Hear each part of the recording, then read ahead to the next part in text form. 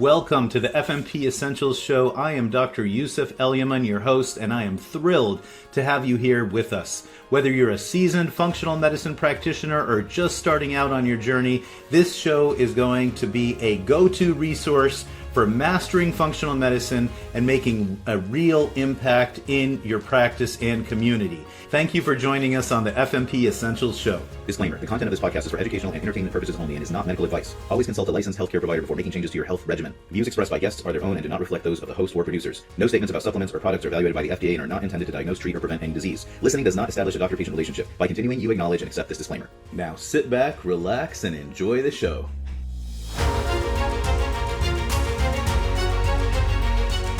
Hello, everybody. Welcome back to the FMP Essentials Show. Today we have a very special guest, my good friend, Dr. Deanna Minich. Dr. Minich, can you give us your 76-second bio? Nutritionist, author, educator, speaker. Look it's even less than 76 seconds. You killed it, man. You killed it twice. Well, so No, you know what? I'm a nerd. I have a master's and a PhD, and then I went on for further clinical training as a CNS and as a certified functional medicine practitioner. Worked with Jeffrey Bland for 11 years. Jeff and I worked together. Then I went out on my own with a platform called Food and Spirit, got deeper into phytochemicals and bridging science and spirituality. So that's what I'm about. I'm a researcher first, a clinician second.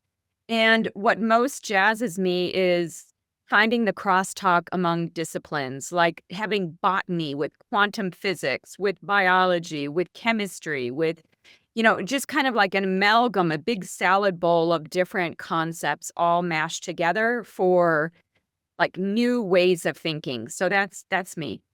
nice, very nice. And this is, you guys can already see why I'm interviewing her for the second time. So our mini interview, we've already had like a little mini interview or a mini podcast, and now we just needed to bring her back. So our first part of the podcast is our deep dive. And we at FMP Essentials, we look at the functional medicine practitioner as a fruit-bearing tree.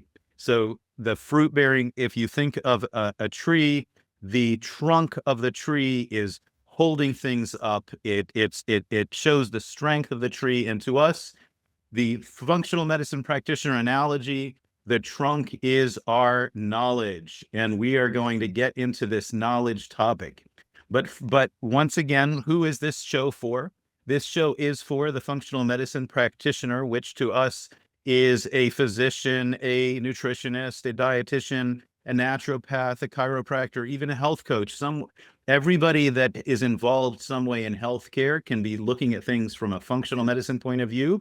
But this is also for the functional medicine champion, which is the person that believes in wellness, believes in getting to the root cause, not just throwing Band-Aids on things, and they just want to learn more. So this really, what we hope to do with this show is inspire people. If you're a practitioner, that you'll become a functional medicine practitioner. If you're not ready yet, that's okay. Take your time. At least you'll understand how evidence-based and cool we are. I don't know why you wouldn't. And then also for people that are interested in a career, you can send them one of these episodes and say, hey, have you thought about being a functional medicine nutritionist or health coach or whatnot? So with that being said, we're now back to the trunk of the tree. Dr. Minich, you just finished, or by the time we show this, your book would have been released. So the book is called The Rainbow Diet. So brief, Yes. can you just give us the 4 main principles of that book? 4 main principles. I tend to be not so rule bound. I feel like in nutrition, many times patients, clients, they feel like this analysis paralysis of how to eat, what to eat, when to eat. So the 4 main principles that I have in the Rainbow Diet book are based on nature. So it's not really me, it's nature. They are color, creativity, diversity, and rhythm. And I feel like if we always look to these principles, then we will always find answers within functional medicine about how to approach a situation. And that could be in the physical, emotional, mental, or even spiritual aspect of a person that we're working with. And your approach, I think, in today's day and age is now needed more than ever. It's where people want to lump things into boxes and want to make it this or that. I really love the way that you said that. Where our topic today is is really balancing that transition into menopause with phytochemicals. We'll go over that in a second. But first, I did want to ask you, what is the color code to nature's food? Well, one of the things that I talk about in the rainbow diet is how it's not just a generic message that we need to say to people, like eat more fruits and vegetables, because that's a duh. But what most people don't know is that there are reasons for colors in nature, that there is a functional color signature to plant foods. So when we look, and this came about for me when I was researching phytochemicals as a graduate student, and then even later on when I was doing more functional medicine clinical work and looking at the science, like why were red foods important to eat? Well, if you go into the science of red foods, what you see is that there's a connection because of the phytochemical signature of red foods. You see a connection to inflammatory and immune response. Orange colored foods look to be connected to reproductive health and the fat soluble compartments of the body. Yellow would be connected to digestive health. Green, that would be your color, right? Because of the nitrates that are in foods. Green is about the cardiovascular system. It's about blood vessels, expansion, getting the blood moving through us and keeping healthy blood vessels, even through folate, magnesium, and vitamin K. Then we have the purple, the blue purple category, which is connected to the brain and mood. And I even go further in the rainbow diet this time, talking about white, brown, and black, because many people don't think of those colors as part of the rainbow, but they are actually. And so, where do I put black foods? Well, black is on the same spectrum as blue and purple. So, you could have a deeply hued blackberry, which actually has a lot of the same components phytochemically as the blue and purples. Where do I put brown foods? Typically, I put brown and tan with the yellow category because we tend to see a lot of fibers and prebiotic foods that connect into that category that are good for the gut, especially for fostering a healthy gut microbiome and promoting healthy elimination. And then where do I put white? Well, white light going through a prism gives you the whole spectrum, right? So when I look at white, I think of white as more of a metaphor: clearance, resetting, purification, detoxification, intermittent fasting, actually no phytochemicals. And there are certain white colored foods that we want to avoid and others that we would like to bring into the diet. So I look at the rainbow in a very specific way. We talk in functional medicine about everything having a function, and I see that through a scientific, I would say, pattern recognition of function of these phytochemicals. So again, the red, inflammation, immunity; orange, reproductive health; yellow, digestive; green, heart; blue, purple, brain; and white, detox. And I think if we explain it to patients and people that way, then they'll finally understand that, oh, if I'm not eating enough red colored foods, I may not be proficient in my body with quelling inflammation. So, and it doesn't mean, nature doesn't work in boxes. So, of course, there could be some orange foods that help with inflammation. But when I'm looking at these color codes, I'm looking at like the sum of data, like where are there like speckles or a crowding of scientific papers? Where do we see the function kind of coming out from all of that? So it's just like the matrix, right? Because the matrix it doesn't really work in a box either, because energy ties into communication. You need energy to make hormones. If your mitochondria is not working right, you can't make hormones correctly, right? Because that's where a lot of that takes place. So think of the phytochemicals in a matrix, much like the functional medicine matrix. In fact, I'm in the midst of kind of putting together that colorful matrix that will help functional medicine practitioners to better understand how to overlay this color code into the different nodes of the matrix. And for those of you that are not fully versed in functional medicine, the matrix is what through the Institute for Functional Medicine, we have something called the Functional Medicine Matrix. And that shows that really can categorize disease or wellness into 7 underlying balances. And if those 7, if any of those 7 things can be off balance, which would throw us off balance. And before you start thinking, oh my God, this is some woo-woo stuff, the imbalances are really things that researchers are looking at when they're coming up with new drugs. Pharmaceutical companies look at it. So when Deanna says that, hey, these are these phytonutrients or these colors kind of help across the matrix, she's saying that they help the different systems that can lead to disease. Now, I'll tell you something that I don't know if was I slow, but like I went through med school and I finished my internal medicine and pediatric training and I started my own practice. And what I knew about nutrition was that we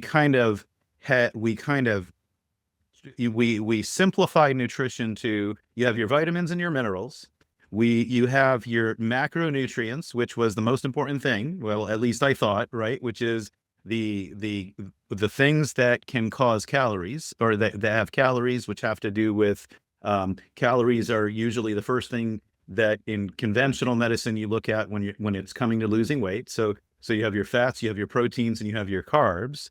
And that was pretty much it. And so if you could just get the right amount of calories and maybe get the right amount of vitamins in, you would do fine, right? You take a multivitamin and you're fine. You just work within the calories. But the reality is, it's not till I found the Institute for Functional Medicine, I went to my first course, the applying functional medicine to the practice, and then the Institute for Functional Medicine, they started a module about nutrition and using food as medicine, which was so eye-opening and mind-blowing. And Dr. Minich was one of the professors or one of the teachers there. So Dr. Minich, I attribute my journey where I've come to partly to you, because you were part of part of that team that just kind of opened up my mind. But I just want to, for people that are looking at fruits and vegetables and seeing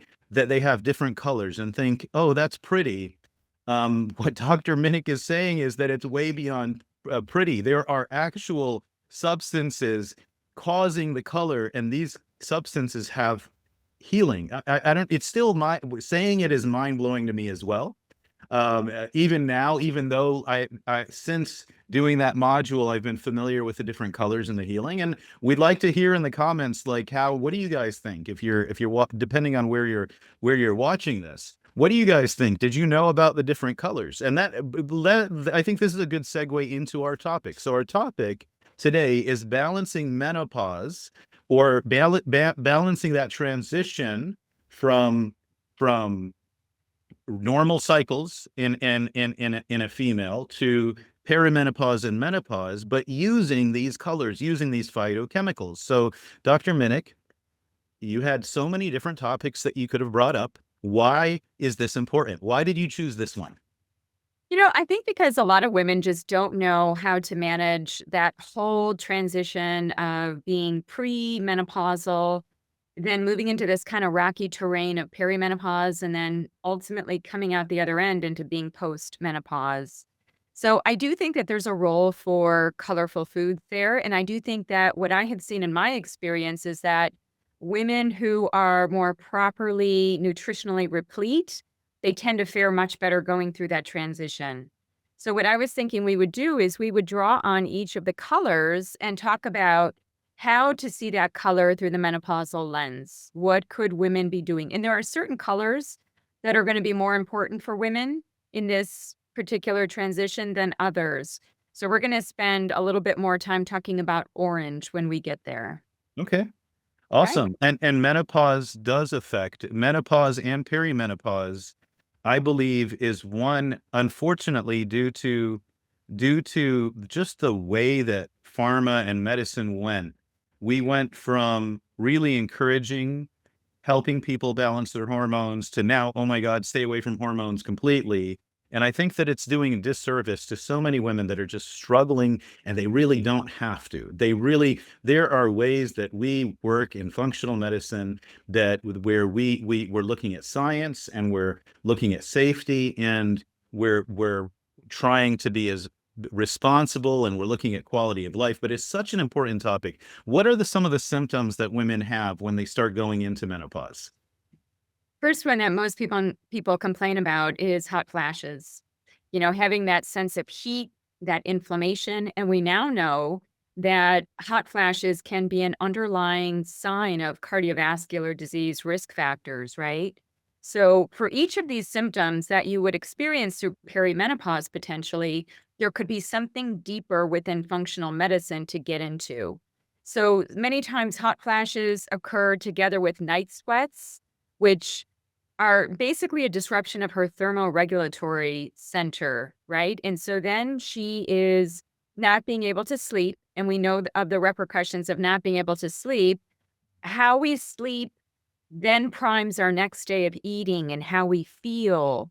And so if she is having hot flashes, she's got night sweats, now she's just not at her optimum function for the next day, right? Her appetite might be off. Another symptom that a lot of perimenopausal women complain about is weight changes. So, it's almost like what's the chicken, what's the egg, because so many things are very interrelated. So there could be metabolic changes with her mitochondria. She could have more fatigue. I'm just thinking of that node within the matrix, right? So like having low energy. What can also happen is just in general, she has more inflammation in the body. So what you tend to see here is the musculoskeletal issues around menopause, and how many women, even if they've had no injuries, no pain, no joint issues throughout their whole lives, and all of a sudden they're going through perimenopause, and now, whoa, they've got joint pain all of a sudden. They just had an attack of bursitis. It's like, where is all this coming from?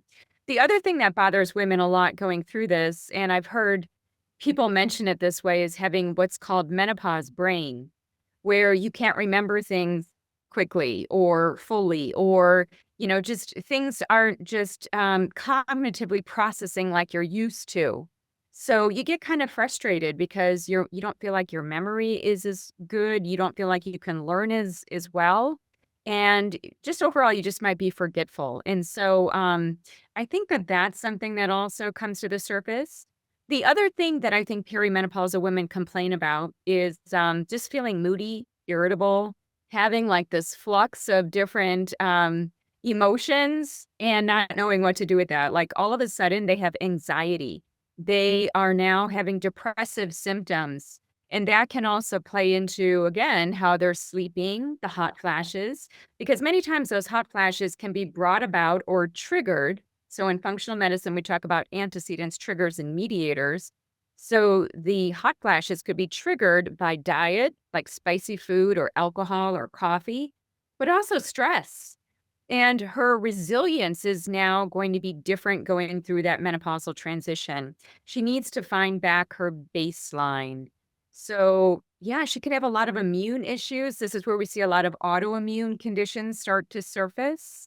So, what I would say here is that I think all nodes of the matrix start to change.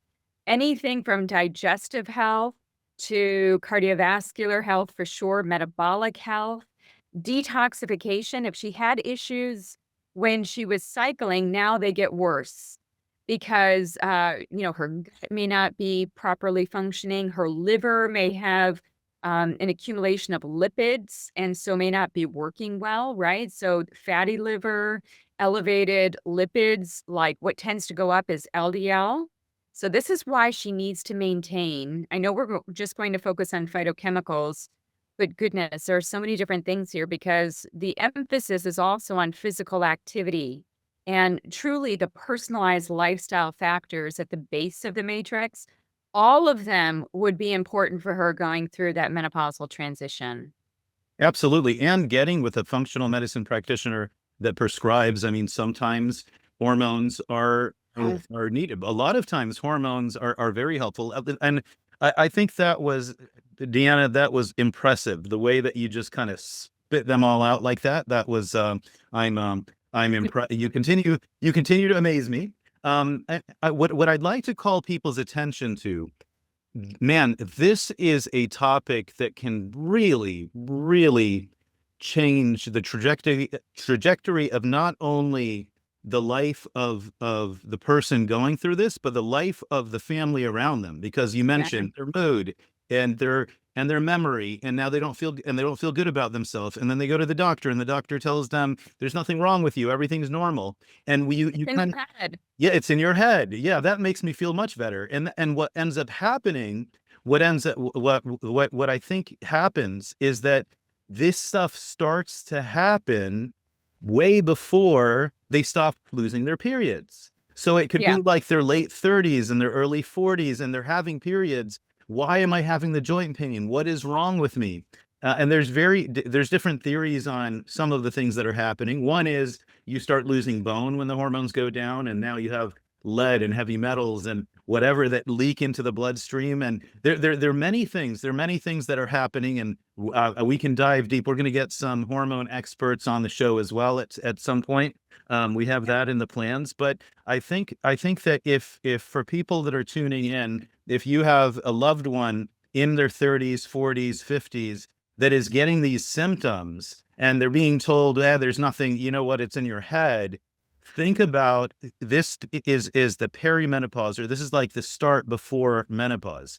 It's so important. It's such a change in quality of life. And then you mentioned too the fat distribution. So as estrogen starts to go down, and as the hormones start to go down, now you start, women will start to get visceral fat, the fat in their midsection and around their organs, versus the subcutaneous fat.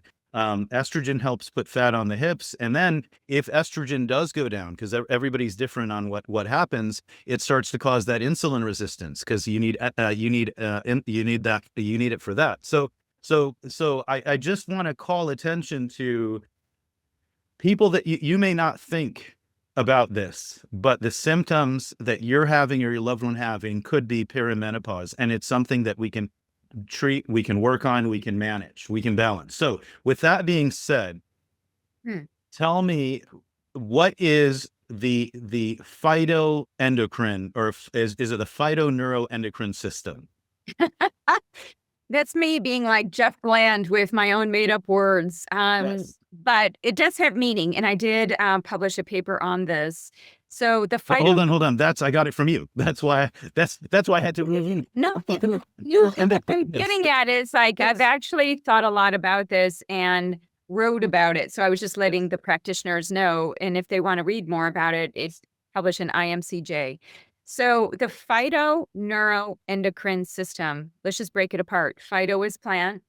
Neuro is neurotransmitter for the most part, and just the central nervous system. And that autonomic nervous system balance, which is really crucial in a perimenopausal woman, starts to, again, HRV and a lot of other metrics start to just go awry.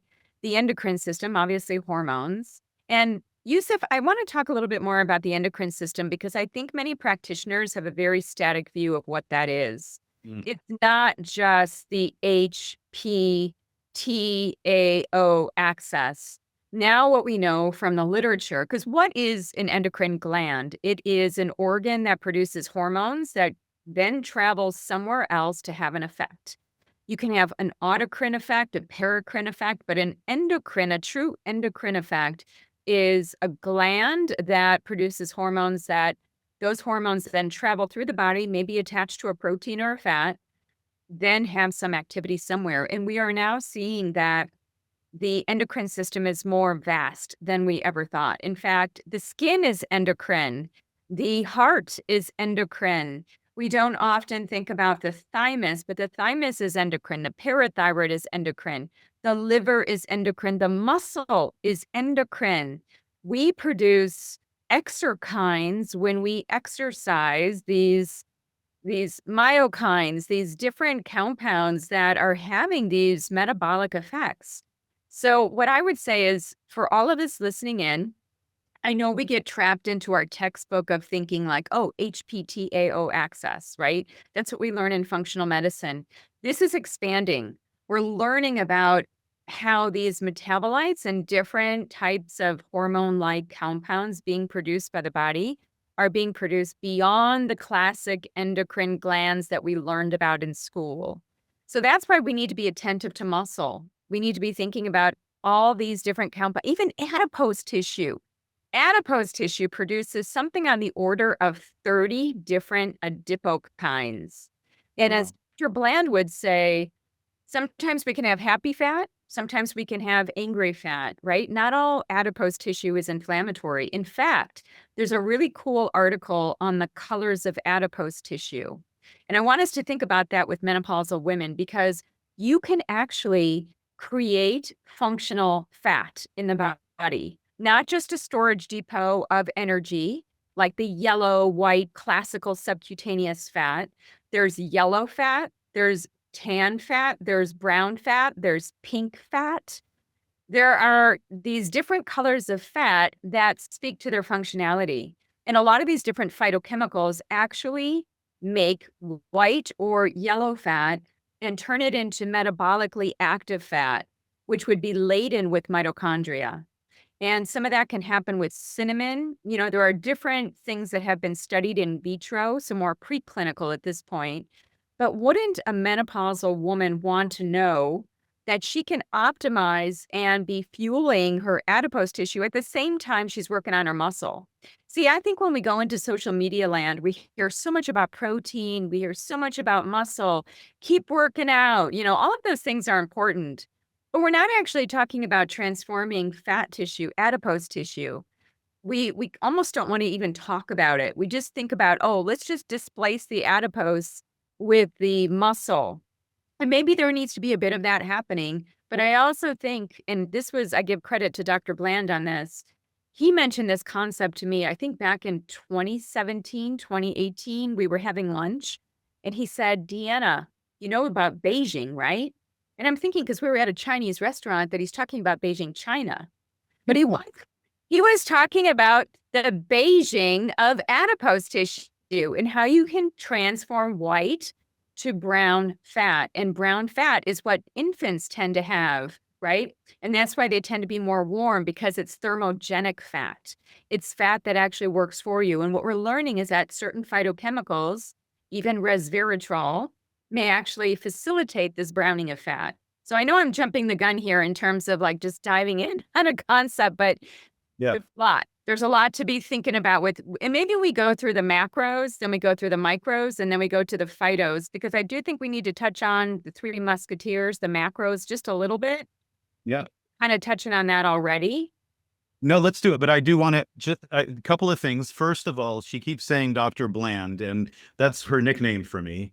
The second thing is, no, just kidding. Dr. Bland, I wish, right?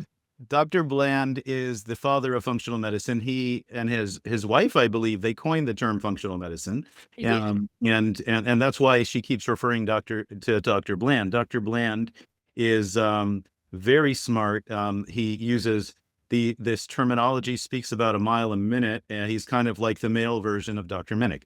So it's just the second thing that I'm really glad you mentioned, the different types of fat, and that fat is an endocrine organ, and that instead of looking at fat as bad, we want to look at fat as unhealthy versus healthy, and we want to shift fat to healthy fat, because you do need fat. You need the right kind of fat and the right amount of fat. So that being said, so since we're going to take the deeper dive on the phytonutrients for perimenopause, now we're going to say, all right, whoever the person has gotten a workup, they got blood work, their symptoms are caused by perimenopause. We believe that they're transitioning from into perimenopause, which is a step towards menopause.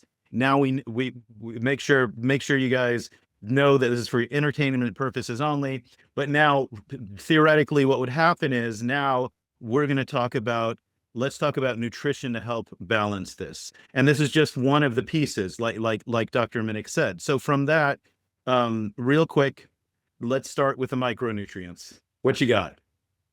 Yeah. So micronutrients would be vitamins and minerals, right? So there is a lot there. So what I'd like to do is take that is, well, let me just make a couple of comments. So vitamins, one thing that I think is really important as we have this conversation is as a woman starts to have erratic menstrual cycles, even before that time, preferably, it's really important to get some baseline labs.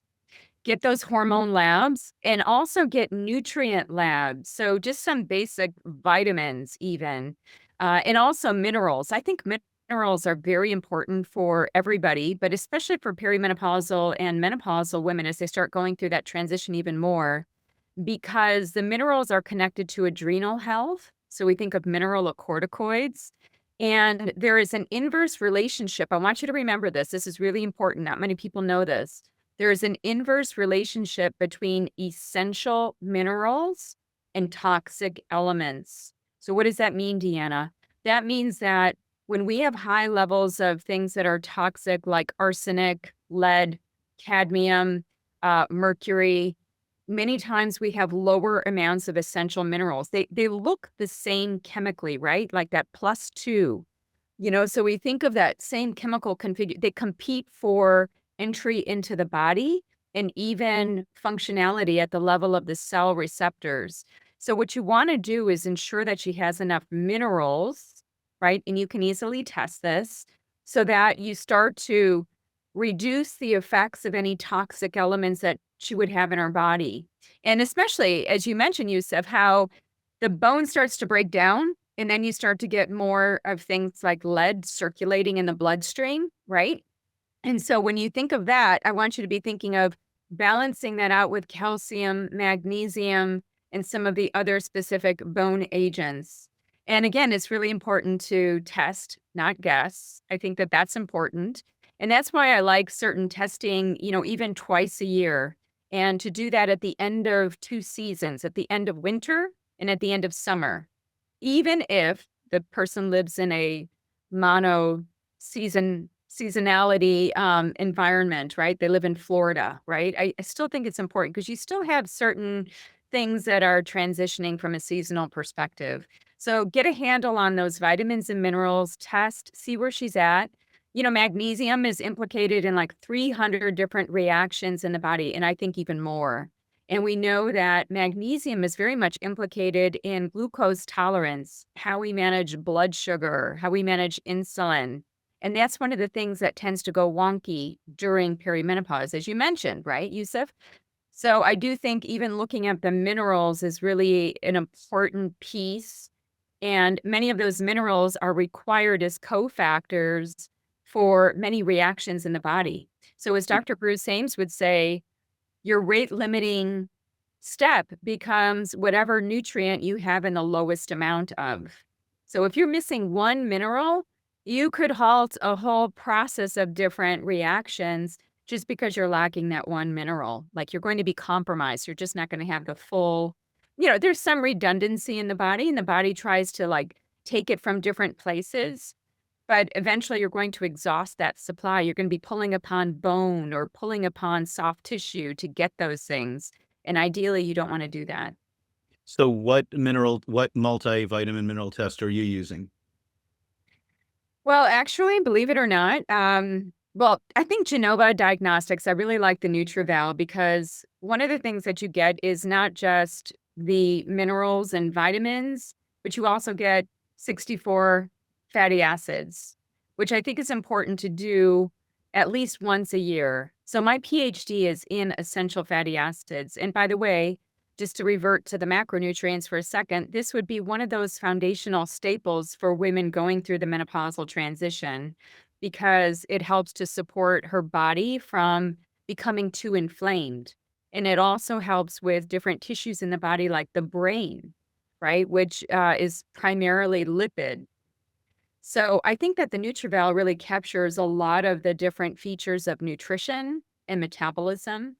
And then I also think if a woman hasn't done this already, I don't know what your thoughts are on this, but I think getting a genetic test, like from 3x4 Genetics, where you can actually see polygenic risk scores, you can look at different SNPs to understand what she might have, I would say, propensities towards. Like if you're going to put her on hormones, you're going to want to know how she metabolizes hormones, right? If she's somebody that shunts her estradiol into 4-hydroxy estrogens, then that you just want to know that so that you're looking at the balance, that you can bring in even more phytochemicals to help to override that signal. So that's a one-time test. You don't have to keep doing the genetics test. Your genes don't change. But I think it's a lot of really good information, especially when it's done well with genes that you know that you can have an effect with. And the 3x4 test, I like very much. I just want to add to that, that sometimes people can't afford these tests, right? Because these Yeah. are usually not covered. So Right. just from the regular LabCorp Quest and whatnot, you can get for Yeah. magnesium, you can get an RBC magnesium. And if that Yeah. RBC magnesium, I like shooting for a higher number. I like getting it higher to the 6. And that's Yeah. telling you the magnesium in the cells. That's going to be more accurate. You can do a homocysteine, and a homocysteine, if that's off, that can kind of indicate you need those B vitamins. And we usually don't give one vitamin. I'm going to give a multi-mineral. You can do a zinc and copper ratio. And if the copper is much higher than zinc, or both are kind of borderline, you can give them like a multi-mineral. You can check a vitamin D, a B12. You can check a folate. So you can kind of cast a nice net. And then when you replace them, apart from even vitamin D, I give with K usually. So usually Yeah. they're kind of paired together when we're replacing them. So it's not, and you can check omegas, with advanced lipid testing that a lot of times is covered by insurance. So no, I think that's great for the micronutrients and a little bit of the macro. Why don't we jump into the macronutrients? Tell us about that. The macros or the phytos? Macro, because we did micro and a little macro. Okay. Yes. Yes. When I think of the macronutrients, I call these the 3 musketeers, because this is where so many people in nutrition focus their time and effort: protein, carbohydrate, and fat.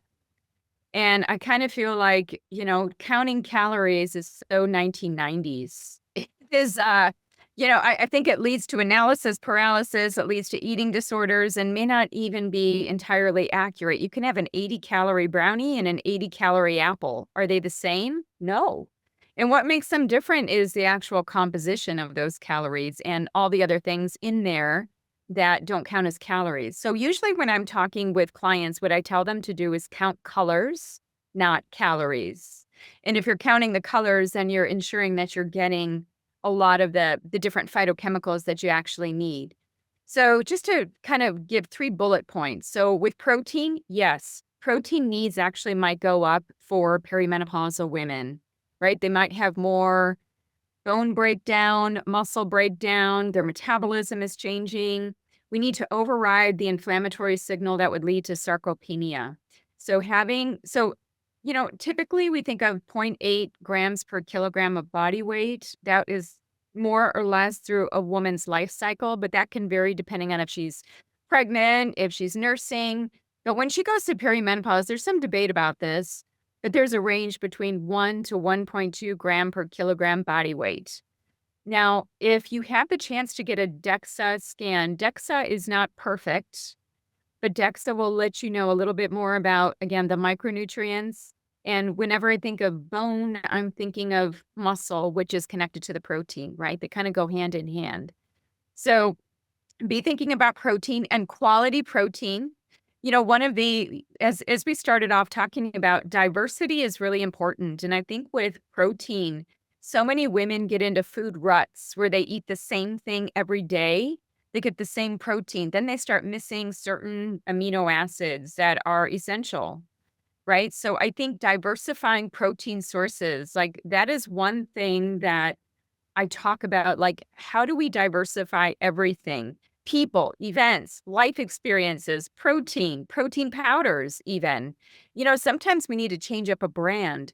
And when we diversify these things, we actually create better nutritional status, and we have a better chance of reducing toxin load because we're not concentrating any one thing.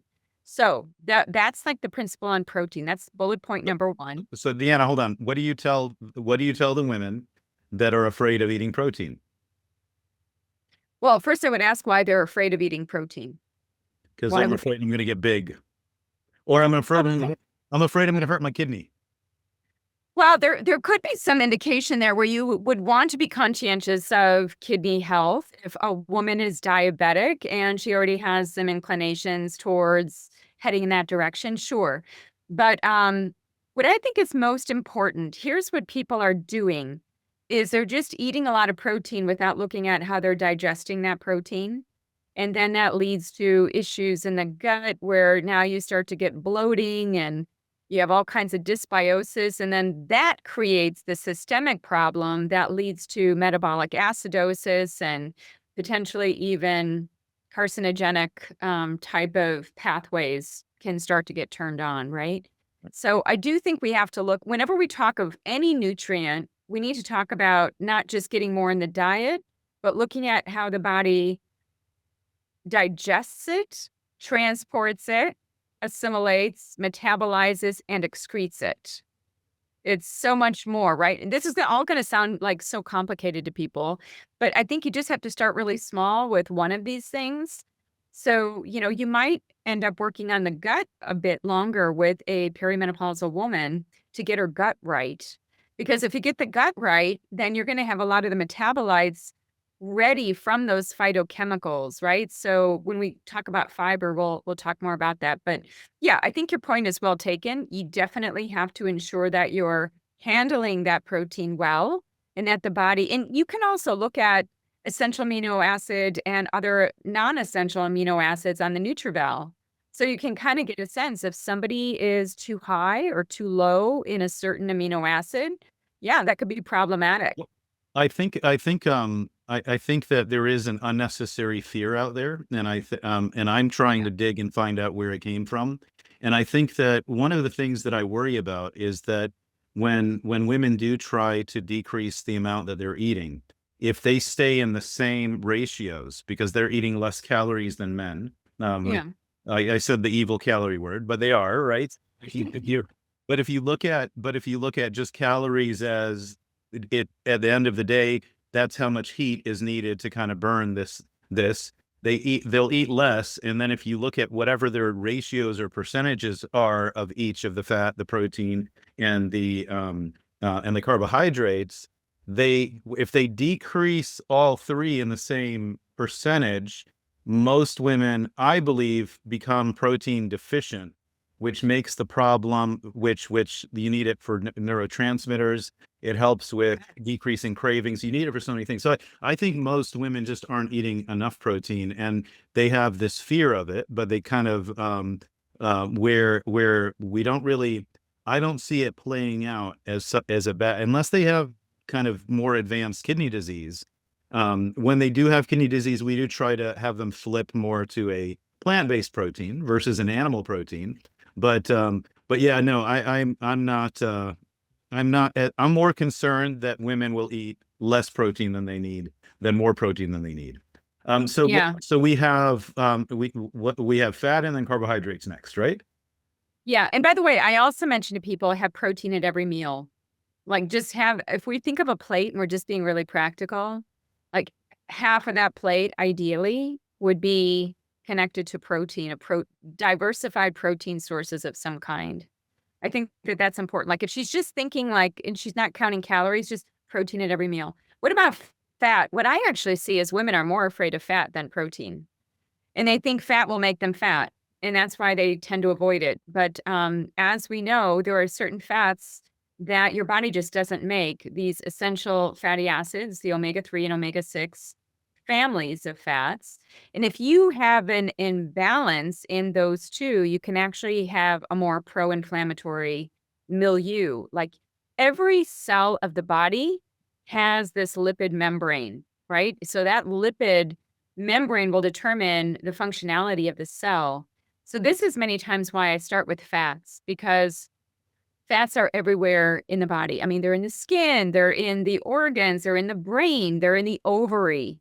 So I do think that fats are really important. In the omega-3 index test, which you mentioned already, that just gives a very clear percentage. It's like straightforward. We know that you want about 8% EPA DHA, as part of that omega-3 percentage. And what was really interesting is that some years ago, I was involved in a clinical trial where we were running these omega-3 index tests on people who were supplementing with around probably 1 to 2 grams of EPA and DHA, and they were still low. They were still low from a percentage perspective. They were coming in at like 5%. And it's like, why would that be? Either they're not absorbing it, their body needs more, their body's metabolizing it, it's just going into the tissue because there's this rapid turnover. But don't assume that just because somebody's taking like 2 soft gels a day, they're getting 1 to 2 grams, that's enough. A woman going through menopause may actually need more. Mm. So you don't know. And that's actually a very inexpensive test. Like even if if you can just be strategic with certain labs, like that one is about $50, but it gives you a lot of information because it can tell you something about what you're going to do in terms of supplementation. Because I've been seeing some podcasters, some nutrition influencers saying that seed oils are not really a problem anymore, that they're healthy for you. Do you believe that? it depends on what we call a seed oil, right? Canola? How we're defining it. Right. So if we're talking, because in my mind, sesame seed, if we think of borage seed, Yeah. some of these seed oils, if they're not very processed and we're not heating them, I Right. don't see a problem with that, there's good science on some of these. But when we're talking seed oil, I think many times we lose the nuance, which is the highly processed, refined, oxidized oils that typically make their way into ultra processed foods that by the time you get them, they have gone rancid and they're just not, we just in general, Americans have too much of omega-6 fats in the diet. So that omega-6, omega-3 balance is off. And that's where the seed oils contribute a lot of the omega-6 and less of the omega-3. So from that perspective, I think it can be problematic. But can certain seed oils and omega-6s be beneficial for certain populations like atopy or certain types of autoimmunity with certain seeds like evening primrose and borage oil? Yes, I think so. But it's So they were kind of need. pushing the corn and the soy and the canola, saying that they're healthy. And I'm going to be honest, made me twitch a little. So maybe off camera, you can tell me what can help me with the twitching. But Those are seeds, right? When I think of that's soybean oil, that yeah, corn is, yeah. it's improper terminology. I think it's a more of a political thing, and where's it coming from, and where's the. But I noticed that now. I mean, to me, it was so clear that these particular highly processed seed oils that are cooked at high temperatures, Correct. and now there's like this push of people saying, oh no, they're fine and they're healthy. So anyway, bad my sarcasm doesn't always come through. No, But actually, just to go back to Dr. Bland, because he mentored me to a large extent, and one of his pearls of knowledge and wisdom that I will never forget is that he said that when in nutrition, there's always polarity, and it's like a pendulum. If you have this group that are saying, yay, seed oils, there's going to be a group that's like, no, seed oils. And it's like the truth is probably somewhere in between because we need to talk about quality, quantity, preparation. How are those oils kept? Are they in a plastic bottle at the store? Like bad. Plastic interacting with fat, not so good. So, I just feel like in nutrition, unfortunately, we've seen a lot of arm wrestling. It's either like you win or you lose. And quite honestly, I could cherry pick data to make an argument on both sides of certain issues, which is why many times we tend to see that, which is why we need somebody to be kind of like a voice of reason and say, well, yes and no, and here's why. Here's the more educated way to kind of think through that process rather than just say yes or a no. Because no, that's I love it. You're actually right. It's so trendy. Like seed Yeah. oils are all the rage right now. Right. Well, so that's two. We have about a minute for your third macronutrient, so we can jump into the phytonutrients. Carbohydrates. Yes. And not all carbohydrates are created equal. And I feel bad for carbs because they get a bad reputation and they're just all bucketed into this trash can definition, which is like that they're seen just as like sugars, but that's not the case. Vegetables are carbohydrate. Fibers can be carbohydrate, right? So There's a lot of nuance here as well, but simple sugars, complex carbohydrates, and then I start to look at fibers. As a woman goes through menopause, her gut microbiome becomes much more like a man's. So it starts to become different. And how do we preserve a healthy, robust gut microbiome? Fiber, fiber, fiber. When we take in a lot of different kinds of fibers, we start to break down and chew up those fibers through our gut microbiome. And then we start to get a lot of these short chain fatty acids, acetate, propionate, butyrate. These are then signaling molecules to the actual gut lining. Systemically can connect to the brain, gut-brain axis. She needs fiber. And the more diverse that fiber is, the more she creates a polyculture instead of a monoculture. Some women get the message that, oh, I need to eat more fiber. They go to the store and they buy a supplement, which is just one fiber source, and then they're doing that every day in their smoothie. That isn't, like, I would say, my favorite approach. I think that a better approach would be to diversify. Like one day, now we do flaxseed meal. The next day, we're going to do chia. The next day, we're going to do psyllium, right? And you kind of rotate, or maybe you have a mixed fiber source. Not to say that all your fiber should be supplemental. You also want just food-based fibers, legumes, whole grains for the grains that you can eat, like choosing quinoa, which would be higher in protein and also higher in phytochemicals and fiber. I just posted on my social media today. There was some research that was just published, 3 studies actually based on NHANES data, showing that dietary microbes, so having fermented foods, so I'm talking natto and kimchi and sauerkraut and fermented veggies of various kinds, even pickles, right? That this confers better markers of aging, so reduces accelerated aging, reduces frailty with age, and even reduces constipation and depressive symptoms. So it's kind of cool that, one day we're going to be looking more at the microbes of our diet than we will the calories. Because again, a lot of our being is actually microbial, and we need to be sure we've got the right microbes. Nice. Well said. I don't know if you said it directly, but the more simple carbohydrates, the ones that spike insulin and cause crashes, probably aren't the best for menopause. No, yeah, I think, and I think women have heard that. I think most people know that sugar is not ideal. Just 2 hacks with that, because it's not going to be perfect either. If you're going to have something with sugar, have it at the end of the meal, so that when you've got that rise in glucose coming in from the meal, that you don't have the quick peak from the first thing that you ate. And this is pretty well known in the literature about the order of what you eat, right? So just keep that in mind. The second thing to think about is, like, I always get the question about juice. Deanna, can I have juice? There are studies on juices: pomegranate juice, tomato juice, grapefruit juice, orange juice. There's no doubt like that there's data, like good data. But would you just do an 8-ounce glass of juice on an empty stomach? No, that wouldn't be the best way to do it.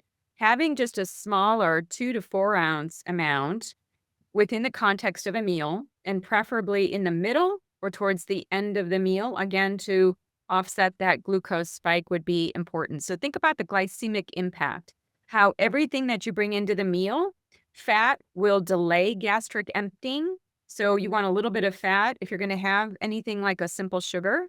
And then also, there are like 50 plus names of sweeteners now on food labels. So you kind of have to know what you're looking for. And what I would say is, and artificial sweeteners aren't the next best thing either. So I think sticking with food sources like a ripe banana, applesauce. I actually think that there's good data on honey. If you look at all of it's immunomodulatory. It actually is microbial, depending on the kind of honey you get. So small amounts of honey, I think, could be beneficial. So Maybe the better sweetener, right? In the right setting, in the right sequence. Kool-Aid. When would we drink our Kool-Aid? never. No, I thought you said never. Said never. Kool-Aid. Kool-Aid. All right. Also speaks to the color, right? The dyes and Yeah, wrong color. Wrong color or wrong way of getting color. All right, so let's get to the colors. Yay. Let's do it. Okay. So do you want me just to dive in with a color? Let's start with orange. Well, let's talk about what specifically for this show is for menopause and perimenopause. So how would you like to do it? You want to start with? That's why I want to start with orange because I think for menopause, orange is probably, if I had to pick any of those colors, it's going to be orange first. Sure. Right. So what do we know about orange colored foods? And when I talk about orange colored foods, I'm talking about fruits and vegetables primarily. So think of a winter squash, think of a sweet potato, think of even an orange, think of apricots, blood oranges, papaya, nectarines, mango, especially mango, carrots. So here's the thing most people don't realize with these orange foods. And this takes me back to my graduate school days where I actually was doing benchtop lab work on carotenoids. So there is a whole class of plant compounds, and these are usually red, orange, yellow, and green, but there's a chunk of them that are orange, and they're found in orange colored foods. And if you look at some of the literature, you see that there have been 13 to 14 different carotenoids that have been identified in ovarian tissue. So just grok that for a minute because a lot of these phytochemicals are not just general antioxidants. They're actually structural components of our organs. So carotenoids, up to 14 of them have been identified in the ovary. Now, if you think of the corpus luteum going to corpus albicans through the process of ovulation, why is it a yellow body, corpus luteum? It is because of the concentration of the carotenoids, and many of them are the pro-vitamin A carotenoids, meaning that beta-carotene is one of the leaders of the pack that converts to retinol, right? So if you have a patient that is vegetarian, the only way that they're getting vitamin A is through the carotenoid family. And only certain carotenoids connect to vitamin A. But for some reason, the orange-colored carotenoids seem to be very important for the ovaries. In fact, there was a study that showed, this was over 1,000 women. This was in premenopausal women. The researchers followed them for about 12 and a half years, and they found that there was one carotenoid from orange-colored foods that seemed to help to delay ovarian decline. Because what is menopause? Menopause is the decline of the ovaries, right? The ovaries can no longer go through that process of ovulation. But certain orange-colored foods that are rich in certain carotenoids, and one of them, you don't have to remember this, but it's called beta-cryptozanthin. Beta-cryptozanthin seems to be connected to ovarian decline and helping to offset that. So where do you find these foods? So foods that are high in beta-cryptozanthin are tangerine, persimmons, mangoes. And I don't know if you ever ask your patients whether or not they crave orange foods when they're going through menopause or even perimenopause, like in those early stages. Because I think that the body almost looks for certain things. Like if you're really keyed into your body and like you're not just craving something in a more dysfunctional way, but it's actually like a functional craving, you might actually be drawn to some of these orange colored foods. I just want to tell you another cool study. There was a study, now this was in, I think it was in Japan, where, you know how in Japan, women have a lot of rice? I mean, people just in general, they eat a lot of rice. Well, what these researchers did was they swapped out 2/3 of the rice and brought in yam. So yam is kind of like, we know that it's more orangey. It's got a lot of these different phytochemicals. And what ended up happening is they were able to increase certain hormones in these women just by making a meal swap from rice to yam, which I think is kind of neat. Many times we think of progesterone with yam. There's not always that translation of, having, progesterone cream or having these yams and seeing changes in progesterone, but we could be modulating other types of things.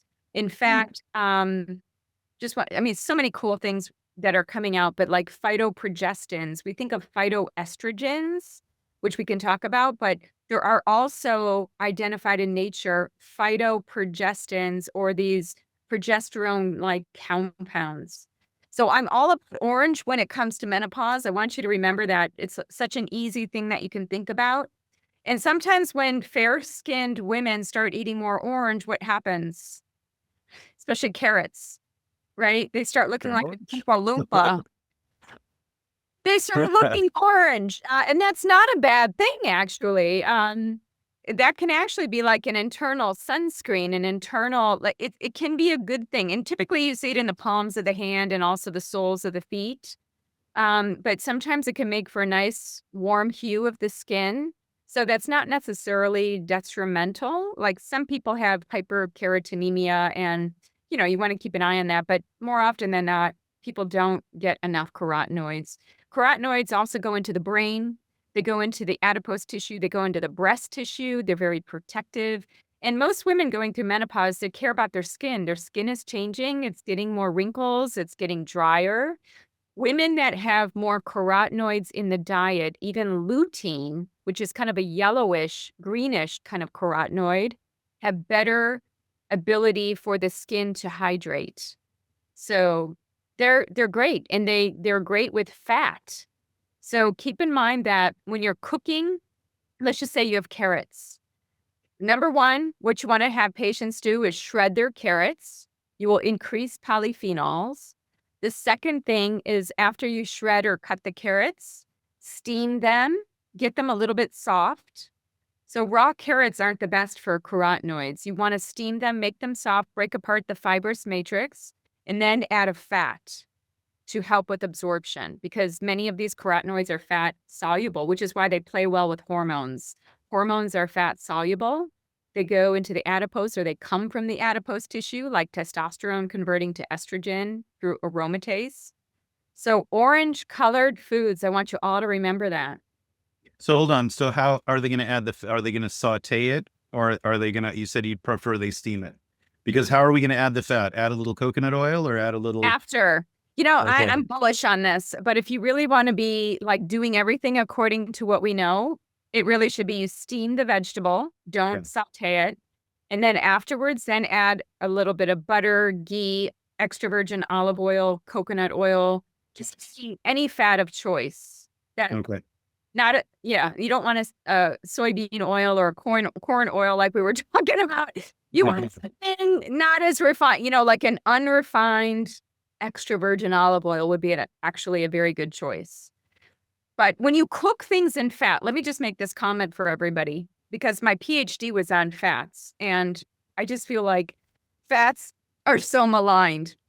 So when we cook with fat, even if it's a solid fat, we still have some unsaturated fat in there. You're still going to have breakdown. You're still going to have rancidity. You're going to have oxidation, which means that you're going to have inflammatory components that form in that cooking process, depending on how high the heat is, how long you're cooking. So my approach, and my husband laughs at me about this because he knows me as like the no oil cooker. Like I steam food. I mean, sometimes I'm adding in a little bit of oil, but I try not to do like high, hot, like cooking, because you just damage the fat, and then you start to get rancid products that are inflammatory. So add the fat after you've steamed it. Water is a great conductor of heat, and you can easily cook these things. Now, certain things like oranges and tangerines and mango, you're not going to be cooking those things. That you would be taking in raw. Some of these carotenoids are a little bit more water soluble than some of the other ones, so don't worry about that. But some of the veggies that are orange, like squashes, oh my goodness, butternut squash. If you can have women have butternut squash in season with some butter or coconut milk, a little bit of drizzled honey, some spices like cinnamon for insulin sensitizing, it is remarkable. And then it would have that together with protein, right? And that doesn't sound appetizing, but the way you say it, you're making me hungry. I'm actually wanting Oh God, you have not a butternut squash. You're like, oh my goodness, it is so yummy. The only thing is the prep time, right? You got to cut it. You got to spoon out the seeds. Then you just cook it. You turn it over on water in a pan in the oven and let it do its thing when it's soft. And then you can even keep leftovers of that. It's pretty stable in its carotenoid content. All right, so I have one more question for this segment, and that is, I have something in my house that I just feel like there's a lot of shame around it, and that's a microwave. What's the deal with microwaves? Can you use a microwave? Because there's so much. I think that's one of those black and white. Oh my God, microwaves are horrible and they're killing all of the phytonutrients and whatever. How bad is it that I have a microwave in my house? Okay, I was criticized on this before, but there isn't a lot of science to bash microwaves. In fact, in some ways, a microwave can preserve nutrients because you're not losing a lot of the nutrients in water. You're not getting the browning effect of advanced glycation end products. Now, do I like microwaves? Do I actually use? We have one because it came with the house, but I tend not to use it unless I'm really in a pinch. I don't like the radiation that it gives off. If I'm going to use it, I'm going to stand away from it. Some people don't like what it does more to the, if you will, the energetics of the food.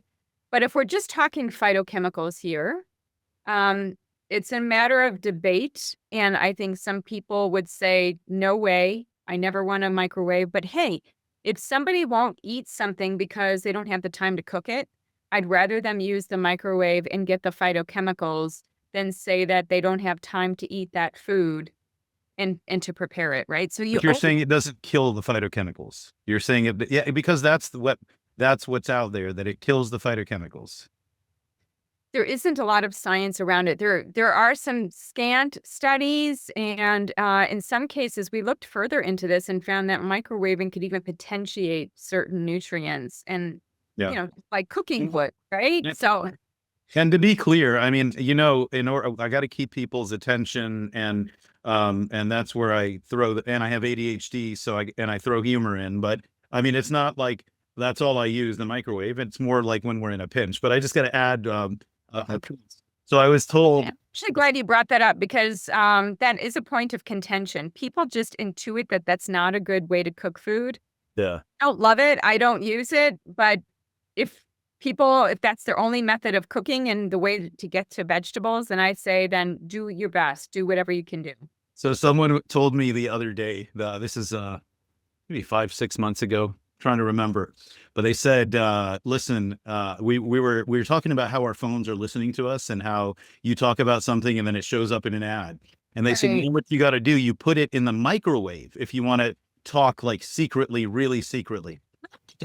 So I put it in the microwave. I closed the microwave and I said, hey, Siri. And she said, yes. It's important. Good work. Hold on. I think she said yes now. Oh my gosh, to think that their technology can go beyond, Yeah. Microwaves aren't going to stop it. All right. Well, thank you so much. That was a great overview. And Dr. Minich, now it's time to spill those functional medicine organic beans, those things that you're not going to get from like AI or ChatGPT. This is your experience share.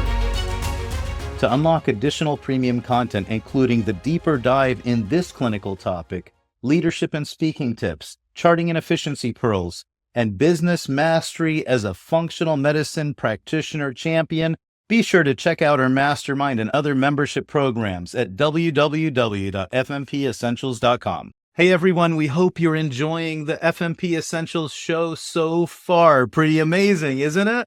Remember, if you're part of our mastermind, don't miss out on our exclusive bonus clinical content. That's where we take a deeper dive, look at personal experiences and real-world insights that you can't just get from a book or from looking on AI. It's where we really get into the nuances that make a difference in your practice, the experience of the guest of our show. Thank you for watching, and we hope you enjoy the rest of the show.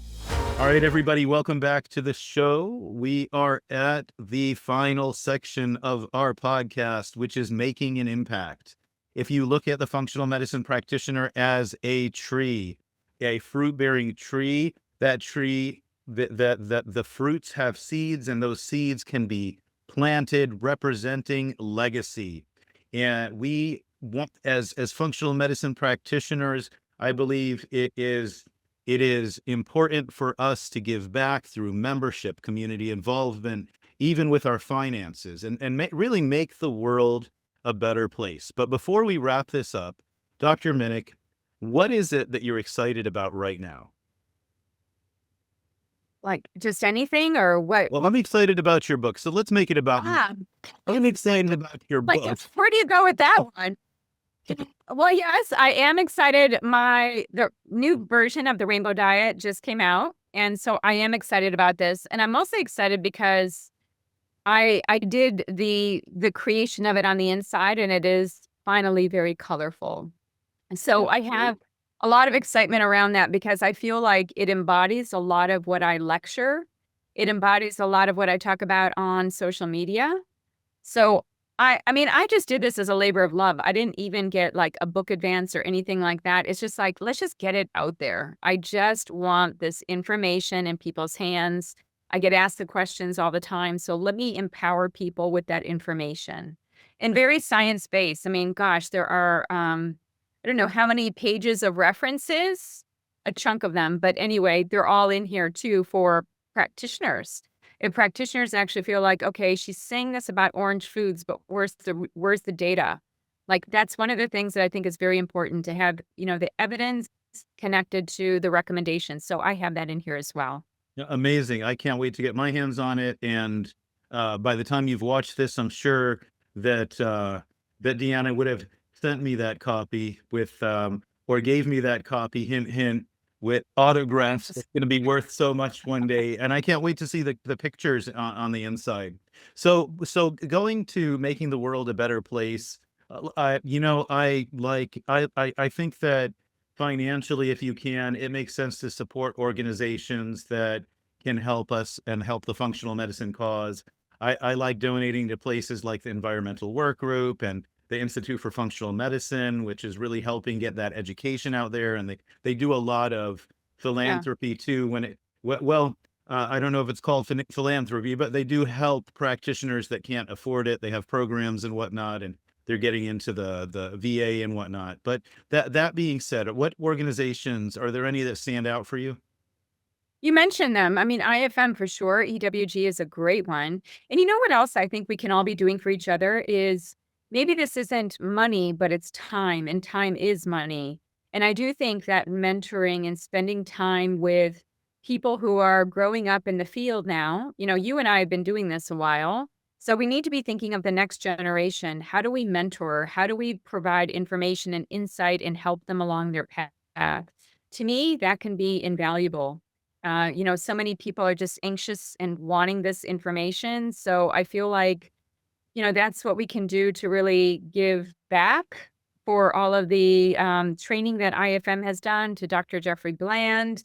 I mean, the best reward in that way is to pay it forward in information and inspiration. So that's what I try to do with mentorship with people. And thank you. I mean, I think this episode, definitely one of our best episodes. I think that this is doing that. This is helping practitioners, and hopefully it will inspire people to go into the functional medicine field as well. Well, how do people stay connected with you?